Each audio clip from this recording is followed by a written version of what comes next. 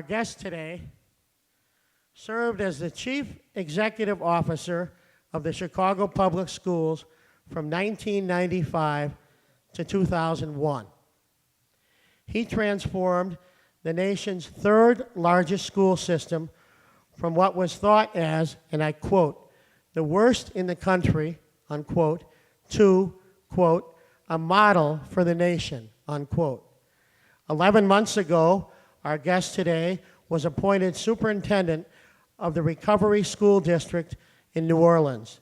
There, he is replicating many of the successes achieved in the public school systems of Chicago and Philadelphia. He earned his bachelor's and master's degrees from Western Illinois University. In the year 2000, the City Club of Chicago honored him as our Citizen of the Year. The best decision our guest today ever made was to marry his wife, Sharon. Ladies and gentlemen, please welcome back to the City Club of Chicago, Paul Vallas. Paul? All right, Paul. It's all yours. Have some fun up here. All right. All right, there. Whatever you want, whatever you want. All Just right. have fun. All right, thank you. Thank you. Thank you. Thank you. Thank you very much. The pressure's on now.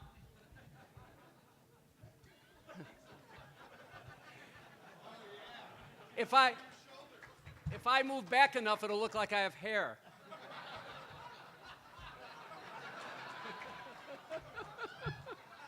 Jay, you planned it that way, didn't you? Whatever. Well, first of all, thank you so much. Jay, thank you for the invitation to come back. I do want to acknowledge and recognize a few people. First of all, beginning with my family, who's sitting here at this table and actually is sharing a second table. My wife, Sharon, and my mother and father. My father-in-law, the John F. Kennedy Profiles and Courage Award winner. What was it, 2002? Sharon, at the end of the day, runs the household. My brother, my sister, at the other table. The boys are in school. Of course, my oldest boy is on active duty, training to be a Navy corpsman over at Great Lakes. Sharon sent him down to spend 6 months with me in New Orleans to keep me out of trouble. He did. I can't say I kept him out of trouble. No, listen, he was the perfect child, believe me. So he was, it's just great. It's great to see you all. I'm a little nervous. You know, usually I'm speaking before groups all the time, but I will tell you this: the anticipation of speaking before you all today has really made me very nervous. I haven't been as nervous as I've been in a long time. And maybe it's because it's kind of an official coming home thing. I mean, we've been up on a number of occasions speaking at a number of venues, people say, well, why are you coming back to town? We've actually been in a town for the better part of a year, and of course, I come up here 5 or 6 or 7 times, even when we were in Philadelphia, speaking before university audiences and things like that. Jay knows, anyone who invites me anywhere, I go. I just do. Anyone who needs help, I respond, and it's just my nature. But then I learned from the master. When I had an opportunity to get my first public service job working for the great Phil Rock, who still is an inspiration. Now, I'll tell you, you never will. Anyone who knows Phil or had an opportunity to work with him or be associated with him, I mean, I don't think there was a better public servant, both in terms of his willingness to reach out across the other side of the aisle. He was always taking the tough positions, always trying to work out compromises, even when he put his own political future at risk. And he was always recruiting young, ambitious and somewhat naive and inexperienced people right off the university campuses to come in and work for him. And then he gave us these remarkable opportunities and these remarkable responsibilities. So I'll always say with pride that I got my start working for Phil Rock, and I just want to acknowledge him. Of course, he stuck me on Art Berman's committee, but Art and I have remained friends ever since. And And I learned more about education from Art Berman in a year than most people learn in a lifetime. And it's great to see Art. You know, the great thing about Jay is he takes so much time that he leaves you with about 15 minutes. So I actually came up with a card that said, "Are there any questions?" All right? But let me do this. Jay asked me to come up here and really to talk about New Orleans and what we're doing in New Orleans, and are there some lessons to learn from New Orleans that could apply to the rest of the country. So what I want to do is I want to do that in about 15 or 20 minutes and then open it up to questions. And I know since most of the city's leadership is here, I'm really nervous about what's going on outside these doors, and I know you all have to get to work, and the longer I speak, the more potential voters I'll lose. So let me just say that's just a joke. That's just a joke there, all right? It's just a joke. Take it as a joke, all right? Read whatever, you two back there, it's a joke. Joke. My wife's giving me the death look, you know, right now. But anyway, so let me talk about New Orleans. First of all, one of the reasons that I took the New Orleans job was because, well, not to mention the fact that Mary Landrieu, Senator Mary Landrieu, the great senator from the state of Louisiana, only has been asking me for the last 6 or 7 years, can you come down to New Orleans and help us out? But after the hurricane, we really wanted to do something to help the district. In fact, early on in the process, they asked me for my input on how the new district should look, or how, you know, what type of structure should it have, how should new schools be approved and selected, and things of this nature. And then when Cecil Partee died, who was the state superintendent, Mary actually called me and said, "We need a state superintendent, and would you be willing to come to be the state superintendent?" And I told her I'd be willing to come, but I didn't want to be the state superintendent because I really felt that in order to become a superintendent of the state, you really need to understand the politics of the state. But that I'd be willing to come in and perhaps work with the recovery district. Of course, they then made the decision to appoint Paul Pastorak, who incidentally was the former chief legal counsel for NASA, and just a spectacular choice, a long-term school reformer as state superintendent. And then Paul, of course, recruited me to come in and head the recovery district. And I have a direct reporting relationship with him. He, of course, reports to the governor. The governor is Bobby Jindal. And as you know, Bobby Jindal is the new governor from Louisiana. And let me tell you something. He is as sharp, as bright, as charismatic. He's everything as advertised. We've been extraordinarily impressed with him. And so it's just a pleasure having an opportunity to work with him and to work with Paul Pastorak. But the Recovery School District is actually just not for New Orleans. The Recovery School District has responsibility for all the failing schools in Louisiana. For example, if the city of Baton Rouge has 5 or 6 more schools that dip below the state's pass-fail rate, the entire Baton Rouge district could come under the Recovery School District. Of course, the first thing Sharon asks is, are you going to get a raise? So, no, the answer is no, I'm not. But the Recovery School District was created to take over failing schools. No one anticipated that there would then be a hurricane, and we would be doing more than just taking over failing schools. We would actually have to reopen schools, actually create schools, actually build schools from scratch. So our responsibilities have been expanded. But I wanted the opportunity to go down to New Orleans and take over the Recovery School District because the hurricane, in effect, wiped out the district. And what we're doing in New Orleans is we're actually building a district from scratch. You know, a lot of people say, you know, let me characterize the district. The district's about 95% poverty, about 95% minority. The district, 85% of the children in the Recovery School District are Tier 2, Tier 3, meaning they are 2 or more years below grade level. 2/3 of the kids are 1 year over their grade level. 1/3 of the kids are 2 years over their grade level. About 5, 6, 7% of the kids in 8th grade are 17 years old. And there's a lot of kids who were behind before the hurricane, and now post-hurricane, they're even a further year behind. So it's not uncommon to have kids 2, 3 years above age for their grade and 4 or 5 years below grade level. So, you know, my wife says, be careful what you wish for because you get it. And certainly it's probably the most challenged district because even before the hurricane, the district was struggling and the majority of schools were failing, and the hurricane just basically just magnified and intensified and just aggravated all the problems and all the challenges. You know, as many as 1/3 of the kids who are in the high schools are not living with their with their biological parents, you know, they're either with foster parents or with older brothers and sisters or aunts or uncles or living by themselves. So it poses great challenges. On the flip side, though, there are some positive things. First of all, the district is not large, it's small. The Recovery School District in New Orleans has about 25,000 students. Ultimately, it could grow to 35,000, 40,000 students as the population comes back and the population continues to come back. Second is there are absolutely no institutional obstacles to doing whatever needs to be done to help transform the district. So in other words, there's no one telling you who to hire, who to fire, how to fire, how to promote. There's no one telling you what your curriculum instructional model should be. There's no one saying your school day has to end at this time and your school year has to end at this time, or these days you have to give people off and those days you have to give people off.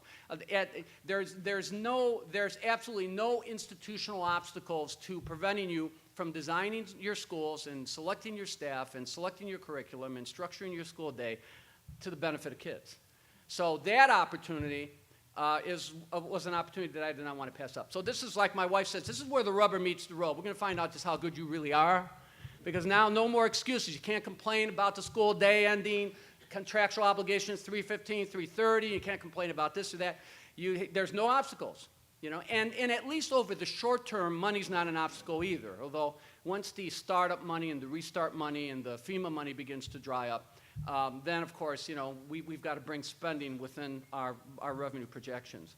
So this has given us a unique opportunity to really go in and to do what we feel needs to be done to create a district that can close the gap and that can help children reach the achievement levels appropriate. And look, at the end of the day, education is the national security issue. It is the homeland defense issue. It is the civil rights issue facing our generation. I mean, you know, look at the violence we've seen in Chicago or Philadelphia or New Orleans. We see it all the time. When you've had 40 shootings, over, what, a weekend, you know, that's a homeland security issue. I mean, the things that impact the quality of our lives, if we define homeland security as the things that impact the quality of our lives, our life, our liberty, our property, our personal health, our personal well-being, well, it's not what's happening abroad, it's what's happening at home, it's what's happening at that street corner. So, and wherever you see, I remember when we did an analysis of all the individuals who had been murdered in Philadelphia for a period of 3 or 4 years, and all those who had committed the murders. And we discovered that like 90% of the victims were high school dropouts, and 80% of the perpetrators, or 80% of the perpetrators were, the victims were high school dropouts, and 90% of the perpetrators were high school dropouts. I mean, wherever you see poverty, wherever you see child abuse, wherever you see violent crime, wherever you see, wherever you see disintegrated communities or disintegrated neighborhoods, you see educational failure. So at the end of the day, this is it. This is where the rubber meets the road. If we want to transform our communities, we're going to have to do it through the educational system. And let's face it, the educational system is the last remaining and most major, most significant battle in the civil rights movement. You know, New Orleans used to be a district of segregated schools. It was a district of multiple, you had magnet schools, you had white schools, you had African-American schools. I mean, the district was really, really segregated. Now it's not the entire district is segregated. So we've gone from segregated schools to segregated school systems. So 50 years after Brown versus the Board of Education, we haven't made much progress. So there's no greater issue facing this country and facing our generation than the education of our children. And here's an opportunity to create a system that is designed to benefit kids and no one else. So I'm going to race through about 10 things that I think are critical to our reforms in New Orleans. And I think a lot of those things, and this is within the New Orleans context, because I think you'll see many of the things that I'm talking about, things that Dr. Williams and Arnie Duncan have been doing and attempting to do in Chicago, and certainly I attempted to do in Philadelphia, but never before have we had such freedom to do it and to bring it to scale. So let me talk about the first thing, and I'm going to race through these real fast, because Brendan, who had to manage me when I ran for governor, he's got me on the clock here. You're alderman now. You don't have to, you know what I mean? He's got the electric prod or whatever, so he's going to apply it. He's got the buzzer. He's going to go like this, you know? How many times did you have to do that? I hear you do it at home sometimes, too. And she says, what's happened? It's like post-Vietnam War syndrome, post-Vallas campaign syndrome, you know? So, let me start out. Let me talk about early childhood. you've got to invest. You need universal early childhood for children at risk, and you need to begin when the children are born. You need a cradle to the classroom program.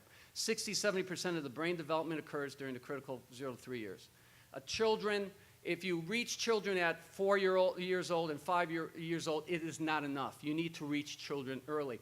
And there's a direct correlation between children's exposure to something as simple as vocabulary words and their academic aptitude.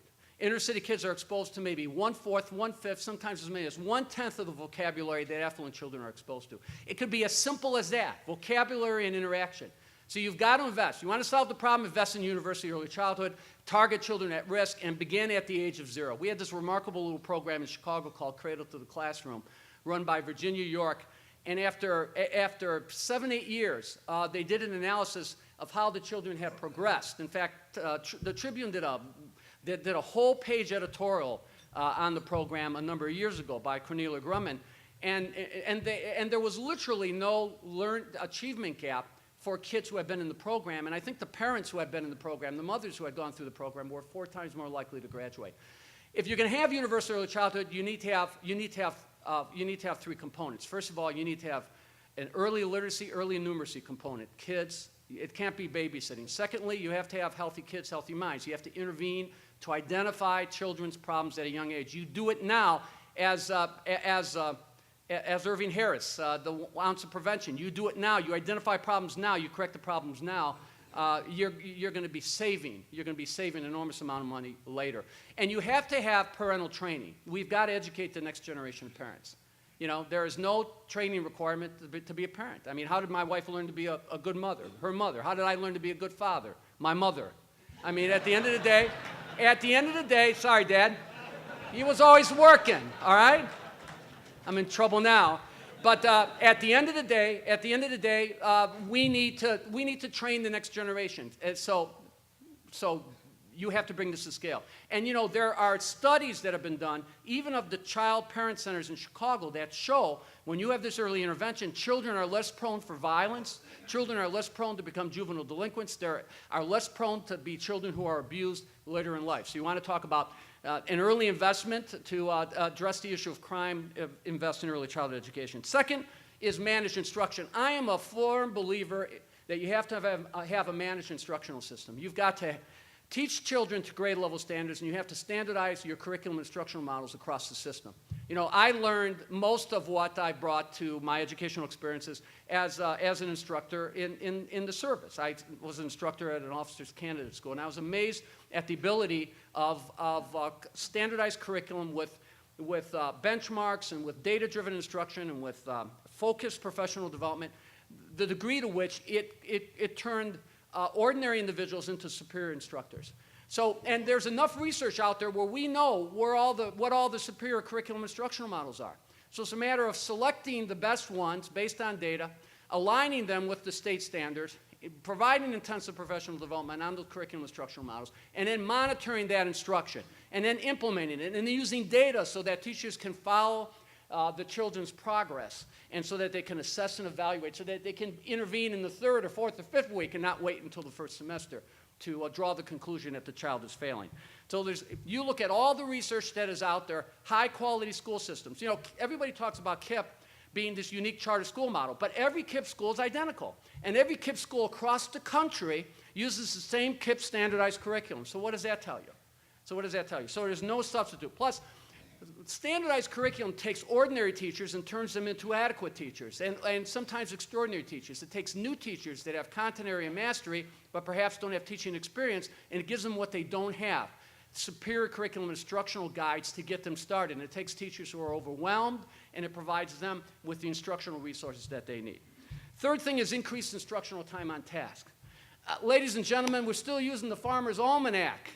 It's a 180-day school year. You get weekends off. You get the holidays off. In New Orleans, you get Mardi Gras off. Okay, the Mardi Gras week, which is okay with me, but at the end of the day, but just think about that. I mean, who has a 180-day, 6.5-hour day work schedule?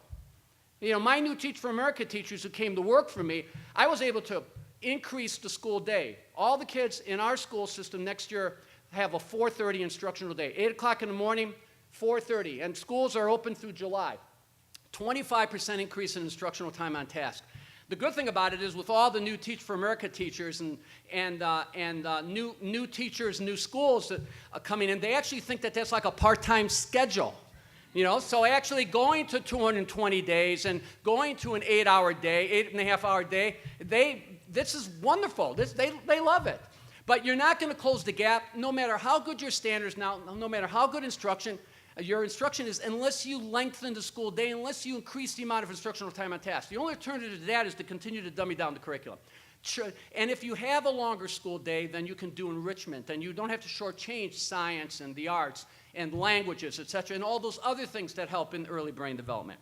So you have to have a longer school day, longer school year, and we literally are going to a school year that's 25, 30% longer than your conventional school districts. I can't close the gap any other way.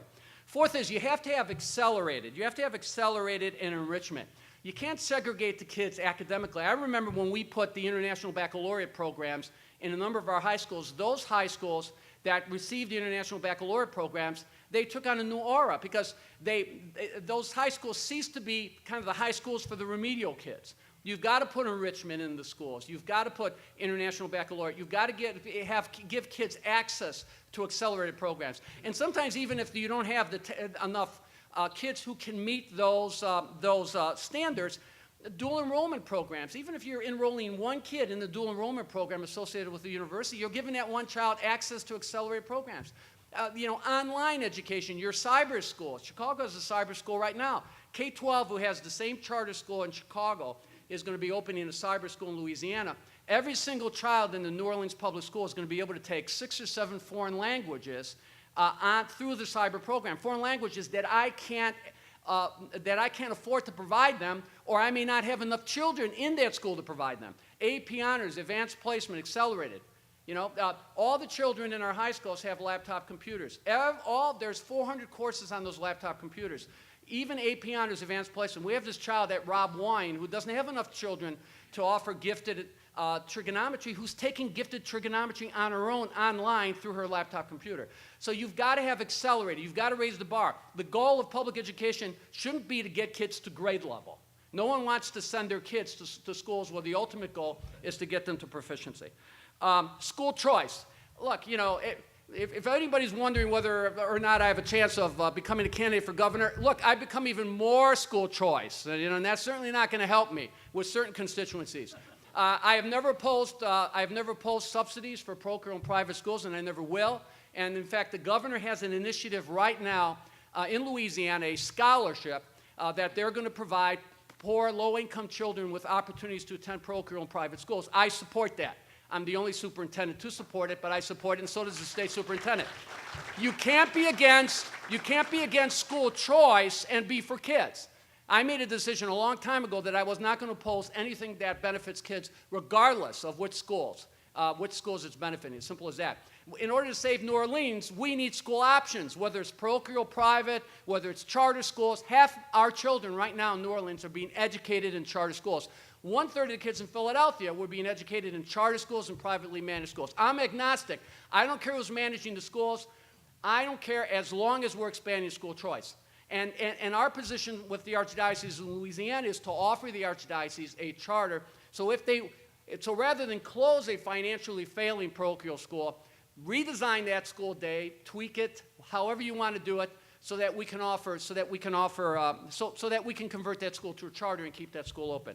But you have to have school choice. Parents, low-income parents need the same choices that affluent parents have.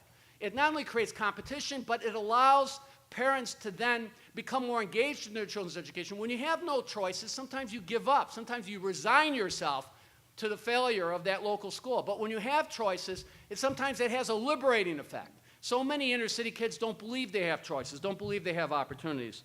So I'm always going to be a supporter of pro-choice. Obviously, I'm going to have to check my party membership now, Tom, so be it. So, yeah, I know, everybody, hey, what are you going to do? You'll take me? Let me talk about high school reform. I can speak a long time on all these things, and I'm not going to, but let me talk about a couple components of high school reform that you have to have. There was an article done in a New York Time magazine called Dropout Nation. They looked at the dropout problem facing young people across the nation, and they said it's not race, it's income. Low-income children drop out. Low-income children drop out, and it crosses the racial lines. It crosses the cultural lines, etc. It is a low-income problem. And they, in surveying the kids and talking to kids, there were two primary reasons that kids dropped out.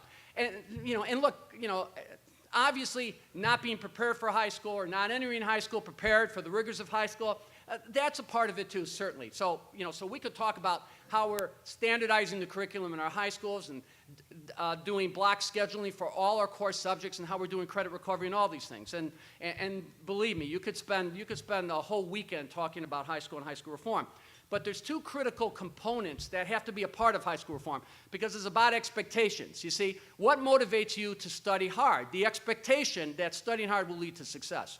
And those two things were inner city kids, rural kids, low-income children said they dropped out because college was not an option. No one went to college. I don't have the financial resources to go to college. My friends and neighbors haven't gone to college. My parents haven't gone to college. College is not an option. Reason number two is money. I need to work. So you suddenly realize you're not college bound, so by the time you're a sophomore or junior, I got to be working.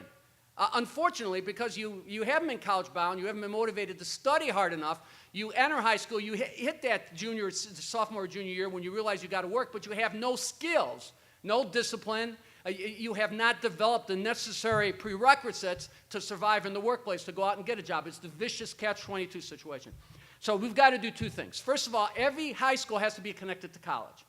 College, post-secondary education, community colleges, universities, job training programs, vocational technical educational programs. I mean, high schools don't do a good job. The voc ed schools and the apprentice programs, they don't want you to train them in the apprenticeships in the high schools. They want you to make sure that they can read and write so then they can bring them in and put them in their apprentice programs with hopes that they can survive those apprentice programs.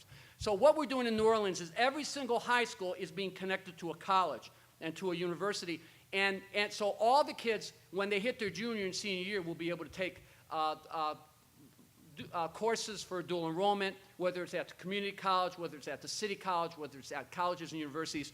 And because the high school schedule is so much more expansive with the extended day and the extended, kids can actually move at an accelerated pace. And at the end of their junior year, we are going to allow them to enroll in college and university and take college courses that we will spend what we would have spent their senior year on educating them. We will use that and apply that so that they can be guaranteed enrollment and entry into high school, college before they've even graduated their senior year. You do that connection, and you can start telling kids in 4th or 5th or 6th grade that college is a certainty. College, post-college, community college, post-secondary education is a certainty. Suddenly you can begin to change the expectations. Suddenly you get to your junior and senior year and college and university is guaranteed. And you can start hammering that home. It's going to change the whole dynamic. When I talk to kids in 8th grade about high school choice, and when I talk to them about the, guaranteed college, and when I talk to them about work study, you can hear a pin drop. I can hold court and command their attention for 2 hours because the minute they realize they have real choices that lead somewhere, they respond. Second thing is work study. Crystal Ray's figured it out. Look at the Crystal Ray schools. Leave it to the Jesuits to solve another problem. Father Foley has figured it out. Why do they have a 90% graduation rate? Why are most of those kids going to post-secondary educational institutions? Those kids are in work study from, I think, their first year. So those kids are going to school and they're working at the same time. And when you put them in the work environment, what you're doing is you're putting them in an environment where they're surrounded by the community's best role models, and that's working men and women. So we've begun to do universal work study in New Orleans. This year, all of my seniors have part-time jobs. I got them for the seniors. Now, not all are taking advantage of them. Next year, all the juniors will have part-time jobs, and hopefully, if we're able to secure enough part-time jobs, all the sophomores. How are we paying for those jobs? I call them work-study electives. meaning I don't need children in school taking irrelevant electives when I can have them in a bank, I can have them at the police station, at the fire department, I can have them at the maritime with the maritime the maritime management firms. I can have them doing work study.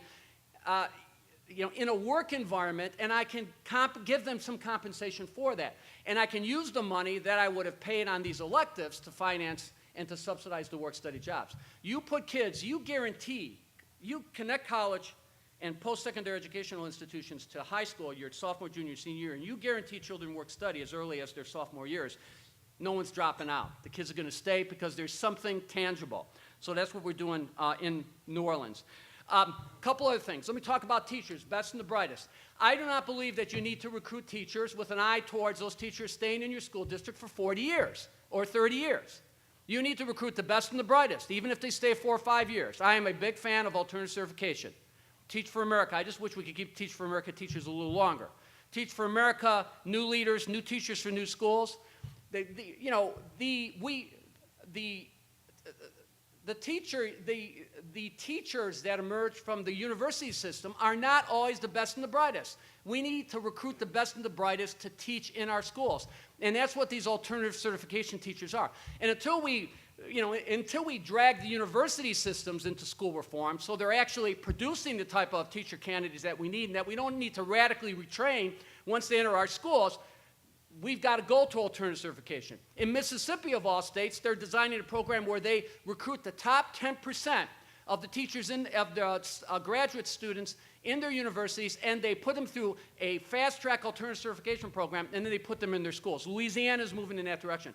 This year, we will hire another 150 teachers through our alternative certification program, Teach for America, and new teachers for new schools. And now we're recruiting among the alternative certification alumni individuals to be principals, administrators. My director of human resources is a Teach for America alumni. My budget director is a Teach for America alumni. And they have one thing in common. They are among the most brilliant college students in their colleges and universities. I'm getting the cream of the crop, the cream of the crop. So, and I don't care if they stay 3, 4, 5 years. Now I'll sap them for all their energy and then send them to the private sector. You know what I mean? Whatever. All right? I mean, what? Einstein, 25 theory of relativity, and then he was working on that unified theory for the next 40, 50 years. Yeah, he told you he was working on it, you know? Whatever.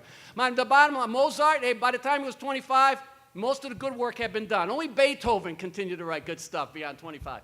But the bottom line here is, this is what we need. We need to recruit the top talent. And you don't need for individuals to stay 10, 15, 20 years. You look at the research of productivity, and it begins to dip after the 10th, 12th, 14th year. You look at the work that has been done on teacher productivity, and the assessments and evaluations we've done of our alternative certified teachers are proof certain that they are among our best teachers. A couple other things. Classroom modernization. The problem with New Orleans is all the buildings were in horrible shape before the hurricane. 90% were in poor to unsatisfactory condition before the hurricane. The hurricane just wiped out the buildings that needed to be replaced anyway. And the FEMA money will cover about half of what our needs are. Now, with no capital, no ability to borrow, with still working on the FEMA reimbursements, we had a choice to make. We had to get buildings open and get them up to code, but we are at least 3 or 4 years away from renovating and replacing all of our obsolete buildings, although we've broken ground on 5, and after the master plan is done in May and June, when you drive through New Orleans, those big cranes in the air are going to be, you're going to see they're going to be working on schools. But we decided to focus instead on classroom modernization. We said, so what if the building is inadequate? It may take us 3 or 4 years. Let's make sure that every single classroom is a superior learning environment. So you'll walk into a modular campus with modular units, and you'll walk into the modulars, and you'll go into the modular, and this is what you'll see. You'll see painted, air-conditioned. You'll see new furniture. You'll see classroom libraries by Scholastic. You'll see in the high schools, laptop computers that the kids can take home.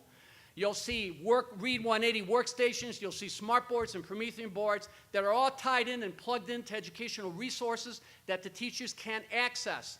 And you'll see class sizes that have no more than 20 children per teacher in every classroom.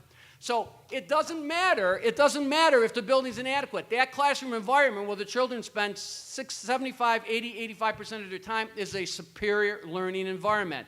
And you can do that. So if you're going to spend $100 million on a high school, you can use that $100 million and you can modernize the classrooms in 100 schools. So now, I should have figured out that my first year in Philadelphia rather than struggling to figure that out in year 4 or 5. Not making the same mistake in New Orleans. In fact, I should have figured that out in year 2 or 3 when I was in Chicago. So we're focusing on classroom modernization and making sure every single classroom is a superior learning environment. And technology allows you to do that. Finally, diversified management. Look, the problem with school reform is building the capacity, leadership, principals, teachers, qualified teachers, selecting the right curriculum and instructional models, getting the right management resources into schools. Well, the private sector gives you the ability to do that. You just have to be open. You have to be agnostic about where you go to get the capacity. Go out and get it. You can build capacity through the private sector without building bureaucracy. That's the beauty of the private sector. When I did my curriculum reforms in Philadelphia, that incidentally raised test scores for 5 consecutive years, and I'll defy anybody to find me a school district that matched us in improved test scores. There was not a single curriculum and instructional model or professional development program that we designed in-house. Everything was selected outside, brought in, and customized to the district. You can build capacity. The same thing with management. We were able to transform the majority of our schools because some of our worst schools were converted to charters or they were taken over by private managers. So we were able to increase and we were able to build capacity. We were able to bring resources to the table by taking full advantage and in some cases exploiting the private sector because, it's amazing holding court with these competing curriculum companies, But the private sector offers you the ability to access resources and to build capacity. You just have to be open to it. And then finally, accountability and intervention. One of the things that states lack, this is the state's approach to school reform. All states. I'm not singling out this state. You set high standards, you set mandates, and this is my last point. You set high standards, you set mandates, and then you punish schools when they don't perform. Some schools don't have the capacity to reform or to perform because they may lack the leadership, they may not be able to recruit the quality teachers, they may not know what the best practice curriculum and instructional models are. So you can punish them and punish them and punish them all they want, but at the end of the day, you're not going to achieve anything. You're not going to see the growth that you've seen. Louisiana probably has the toughest accountability system in the state, in the country, and it's led to an increase in academic performance. But as I said the other day, you can't be number 1 in accountability and 48th in reading. Somehow, I don't know, the accountability system isn't working if that's how things even out.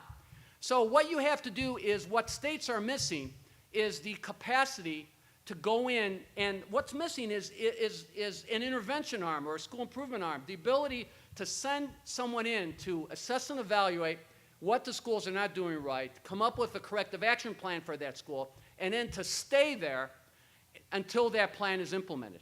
So what's happening with the recovery school districts in New Orleans? New Orleans, we're doing that to all the schools. The recovery school district was sent in to open schools and to restructure schools. But as we receive schools from elsewhere in Louisiana that are academically failing, we have teams that go in and they evaluate and assess the performance of the schools.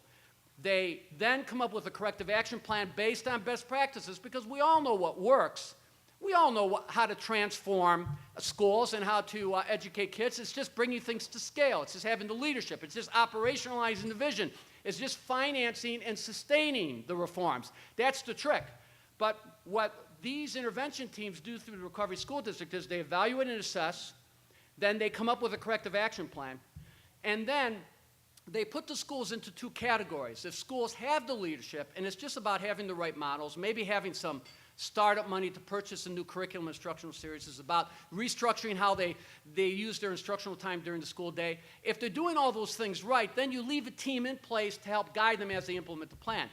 On the other hand, if they're clueless, then these schools fall into Tier 2 schools. And in those cases, we go in and we provide the leadership. We bring in the leadership teams. And in some cases, we turn the schools over to pre-approved, high-performing charter models or to pre-approved, high-performing private managers, so that there is a management team in place to implement the reform. So those are the 10 things. And clearly, the advantage that we have in New Orleans that they do not have in other schools or districts or, for that matter, other states is obviously the ability to do this without having to renegotiate every contract or to try to reach some sort of accommodation every step of the way. But nevertheless, there are still things within these reforms that can be done even in some of the toughest environments, in some of the toughest collective bargaining environments. I mean, we were able to strike good compromises with the teachers union in Philadelphia and institute a lot of reforms that led to dramatic change. We've got much more flexibility to do that here. But you know, that's the strategy and that's the approach that we're taking in New Orleans, and I certainly think that has applicability. So, Jay, I want to thank you for this opportunity. And questions? All right. No.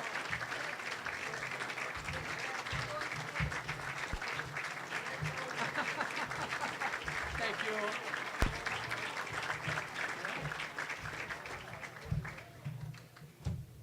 Okay. As I said when we started, we're doing written questions this time. So I have to put on my reading glasses. And I'm being handed questions here. Okay. Somebody moved my first question. Wait, let me get these in order. Well, anyway, the first question we had, which I can't find, but I know it's here, was from our wonderful President Jay Doherty, who wondered, if you were going to do your candidacy again, what would you do differently? And we already had a comment from also former candidate Judy Bartopinko, who felt it was the flying that might have hurt you. What would you do differently if we would have the opportunity to vote for you again? Well, great. Well, first of all, let me point out that when you lose as closely as I lost, there's 10 different things you could have done differently. You know, people said, well, you only flew twice, and of course, you know, Ed Burke told me to go live downstate. He said, don't worry about up here. Everybody knows you. Don't waste any time. I should have taken Ed's advice. I should have spent more time downstate. Certainly, I didn't raise a lot of money. I spent about 10 days on TV. And so there were 100 different things. But I'll tell you why I really lost. I switched ties. All right? I was advised early in the campaign that I shouldn't wear those children ties because I needed a business tie. And now I'm convinced that had I worn my children's ties, that would have put me over the hump. All right? So it's the children's ties that did it. So I will tell you one thing I will do definitely. If I ever contemplated running again, I will always wear my children's ties. All right? By the way, remember, this speech was, I think, one of the best speeches we've ever had from City Club.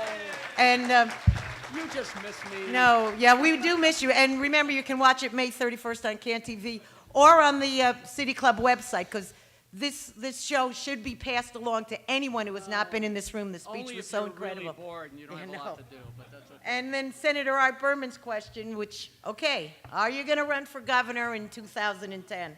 Okay, Art, I thought you were retired. Only if Art doesn't contribute to my campaign, okay? You know, you never say never, but at this point, I've always completed the jobs that I've been assigned. And I made a commitment to spend 2 years in New Orleans. And a lot of people will say, well, can you really transform the system in 2 years? You really can. By this time, by June of next year, we will have implemented all of our reforms. Our capital plan will be underway. Our restructured day will be underway. Hopefully, we will have addressed the long-term financial needs of the district. So I made a 2-year commitment, and I'm not going to really think about doing anything else until after the first of the year. Okay? Okay, but again, there are just question after question of, when are you coming back? We need you. So is there any chance of you ever coming back to CPS here? Oh, no. Let me tell you something. I had the pleasure of working with Arnie Duncan. I brought Arnie in to be my deputy chief of staff, and he was the architect of the school district's magnet programs. And you know, do not underestimate how difficult it is to run a district of that size. I mean, look, I would love to say, yeah, I got the toughest job in the world. Everybody always starts out by saying, boy, you really took a tough job. I have 7% of the kids that Arnie has.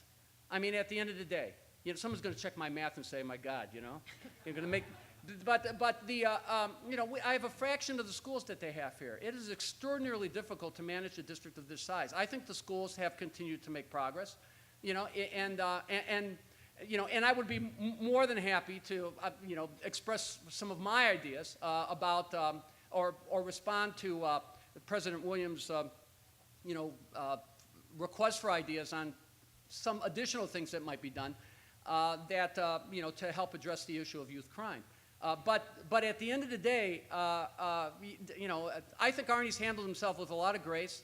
He's managed the district very well. I mean, he's a lot lower profile than me, but I think just as effective. And I think people need to give credit where credit is due. Both he and the school board have continued to focus on their primary mission, which is to educate kids and to keep politics out of the school. So I don't think there's any need. I don't think there's any need for me. I don't think there's any need for me to come back to CPS.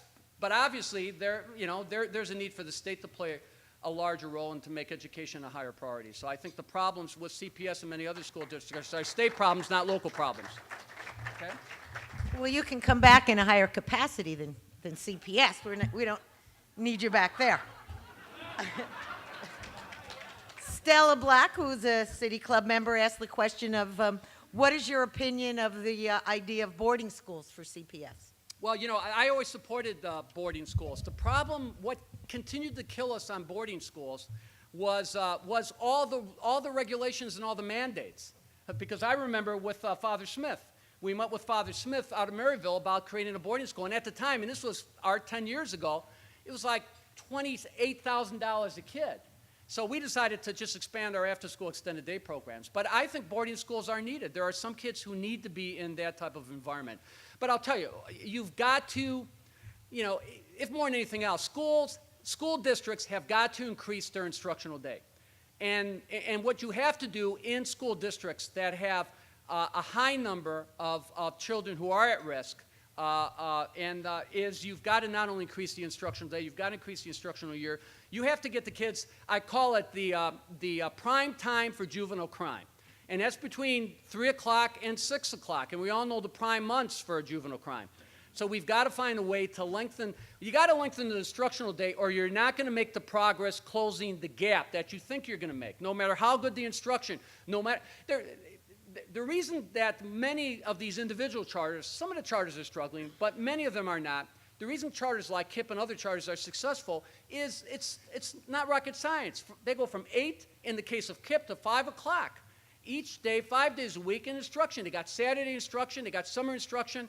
You know, you have to increase the amount of instructional time on task. And if you do that, if you lengthen that instructional day and that instructional year, you can add back the enrichment and you can add back the accelerated and you can add back the music and the art. Those programs do not have to suffer, do not have to be casualties by this need to spend 2.5 hours a day on reading and maybe 90 minutes to 2 hours a day on math. So I think you know, the state needs to get in the business of providing schools with the resources to lengthen their school day. And if you keep the kids in that longer school day in quality instructional programs, first of all, you'll be keeping them off the street so they'll be safer, and you'll be spending that instructional time to help close the gap. Okay? From Joy Saxon, who sits on the City Club board, isn't it ill-advised to tear down public housing, Section 8, now in New Orleans when there are insufficient places to live there? Yeah, well, right now they're opening a number of new public housing projects in New Orleans. So there's really not the lack of affordable or available housing that some people think. I think there's this myth that somehow they're tearing down housing and they're preventing poor people from moving back to the district. Absolutely not happening. The housing stock is actually increasing and improving, and they're bringing public housing back. Obviously, they're trying to, you know, like Chicago to a certain extent, do more mixed income developments and things like that. But they've been very aggressive. They're closing down some facilities that needed, quite frankly, to be closed down because they were half filled in the first place and they were physically destroyed by the hurricane. But there's going to be enough housing to address the public housing needs of New Orleans citizens. And from wonderful City Club member Judy Bartopinka, how can the governor justify giving $1 million to a school which does not seemingly exist, as part of the giving the $1 million, you know, the Pilgrim Church story. Where is this money coming from, and how can it be given legally? I didn't realize that Judy was running again, you know? I could have Edwin answer that. The first debate right now, the first debate. No, you know, right I'm not now. gonna comment on anything the governor or the legislature is doing or not doing. I mean, at the end of the day, talk about education, and, you know, the governor can certainly defend himself, all right? Now, I'd said you had to put your name on every question because there's total transparency here. Someone didn't put their name, but it's a good enough question that I'm going to ask it anyway. Describe the technologies currently being used or planned to be used in New Orleans School District. Okay. Well, you know, very quickly, we have smart boards and Promethean boards with laptops, and these boards are interactive. You can literally do anything on these boards. They're the most creative, interactive boards around. But the boards are all plugged into curriculum and instructional providers like McGraw-Hill. So, you know, if you're giving a lesson in a particular subject area, you can tap into all sorts of visual resources that can help reinforce that lesson. So what it does is it turns every classroom into this kind of surround sound type instructional theater, so to speak. That's one example. Our Read 180 stations, the Read 180 from Scholastic is really one of the best programs to close the reading gap. But that program is almost all computer-based. And Read 180 allows children who are in need of remedial help to work on their Read 180 assignments in that classroom while the teacher is performing regular instruction. And you don't have to be a skilled teacher to manage the Read 180 labs. You know, a university intern, a college graduate, a highly trained parent can all supervise the Read 180 stations. And then finally, we use the EPIC system. It's a standardized curriculum in the core subject areas. And all the kids receive their laptop computers. All of our kids have laptop computers. We piloted the program this year. Next year, we're taking it to scale. All the courses in the system are on that EPIC computer. Not only the courses that the student is taking, but the child can access courses, curriculum, instructional guides, daily lesson plans, and daily instruction from any other course. So kids can take, if they want to take a foreign language course, they can take it online. If they want to take, an advanced placement course or do test prep, they can do it online. In addition, the computers are very visual and very audio. So kids who are struggling and are years behind, the audio and the visual has a way of reinforcing the learning and the mastering. Because the kids can take the computers home, it's like taking a private tutor home. Now, you know, when I did this, I had some cynical educators basically say, oh, yeah, kids are going to, you know, they're going to sell them, or, you know, they're going to get stolen or something like that. Let me tell you, when I handed out those laptop computers, the kids were afraid to take them home, not because they would get jumped, but they were afraid that they would step into like a pothole and they would break the computer. And in fact, most kids didn't want to take the plastic off the screen. First of all, they were stunned that they had the laptops. Also, for those who said the kids wouldn't know how to master the laptops, you were not supposed to access the internet independent of the schools, all right? It took the kids 20 minutes to crack the internet. 20 minutes. Inner city kids, 99% poverty, 20 minutes. But they went from like having fights in the lunchroom to text messaging each other in the lunchroom. You know, it's about expectations. When those kids got that laptop, it was and were told their responsibilities to maintain it and to bring it to school and to use it properly, etc. We're not denying them internet access. We do laptop inspections. Okay, so you never know when we're going to take that laptop to see what you've put on it. So it's kind of like the laptop police. I tell the kids that the Patriot Act is in effect until they're 18 years old. All right, like the home. My wife tells my 3 boys, except my oldest who's 19 now, that the Patriot Act is at home, in effect, in our home, so we have a right to look at whatever they're looking at. MySpace, there's MySpace. It's all MySpace. Or I should say it's all her space. All right? But it's all about raising expectations. So, but you can modernize the classroom on the cheap. You know, the cost of building one new school, that money can be translated into modernizing the classrooms in 25 to 30 schools, unless you're building a big high school, and then as many as 50 or 60. So taking advantage, modernizing the classroom, the right curriculum instructional models, the library, the classroom libraries, the smart boards, plugged into the educational resource centers. I mean, you can do more to give the teachers more resource help in the classroom, to give the kids more individualized attention, and to connect the classroom with the family, because we allow the kids to take the laptops home, it goes a long way towards improving the learning environment. Does anyone else have any questions to pass up? And notice, I didn't ask a question today. I want to say one thing, because there was a lot of talk about, about this whole issue of student violence, student behavior, and believe me, we've wrestled with our problems when I was in CPS and, of course, in Philadelphia, too, and, of course, now New Orleans. But I invited Terry Hilliard to come down and to look at the school district's safety and security plan. They had hired private contractors to provide security. We're paying them a fortune through the nose. And, of course, Terry reorganized everything and saved me about 60% on our security costs. But we're doing something different. We're building a safety and security staff, but we're hiring not school police. We're hiring school resource officers. Many of them are off-duty police officers, et cetera. But they're being brought in to do counseling, to do home visits, to organize intramurals, to do the field trips, to do the crisis intervention, to run the clubs, et cetera, in addition to providing security. Because 90% of the time, security is standing around waiting for something to happen, and that's 90% wasted time. So by this time next year, our entire security force, which per capita will be probably one of the larger, but I think that initiative is going to go a long way towards transforming the district. And Terry did a great job, not only showing me how to save money, but also showing me how to reinvent public safety at the local school level. And of course, I selected Eddie Kumpitz to be director, and I just want to thank Terry about that. Okay? Now, I noticed someone in the back was raising their hand. No, go ahead. Go ahead. Michael Bauer? Running a citywide race, running a statewide race, running a federal race, and under what circumstances would you consider running for office? Oh, that's Wait, before you answer it, because he's not by a microphone, it won't be picked up by TV. So can you, repeat the question while you answer? Well, the issue is what I consider coming back and running, and for what office. Yeah, yeah, I know. Sometimes when I want to be cute and they say, "Why are you going to run for governor?" I go, "Well, what state?"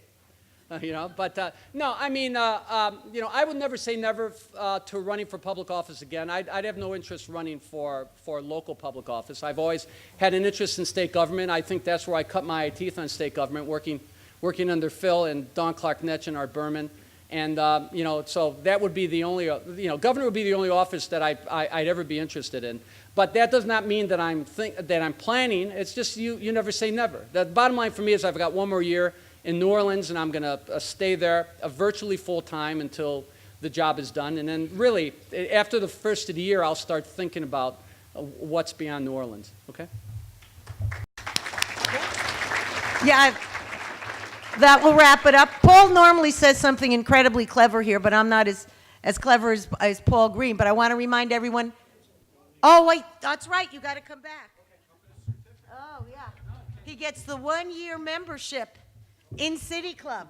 And the book. Oh, Right, yes, okay. the history of City Club and the mug of City Club. Yeah. Thank you.